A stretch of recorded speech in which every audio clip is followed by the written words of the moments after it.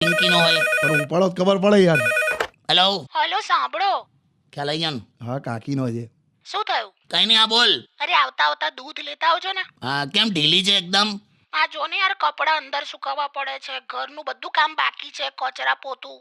હું શું કહું છું, હા સાવણીને પાણીમાં પલાળી કચરો કાઢો તો કચરા પોતું એક સાથે ના થઈ જાય? તમે યાર. એટલે આ તો મેં તારી સ્ટાઇલમાં તને સમજાયું. તું છોકરાઓને જે રીતે ભણાવે છે ને એ રીતે.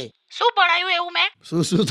શું ભણે? અરે છોકરાઓને શું સમજાવ્યા? શું? જે લોકો મંદિરની બહારથી રસ્તે જતા ચાલુ વેહિકલ પર ભગવાનના દર્શન કરી લે એને માર્ગદર્શન કહેવાય.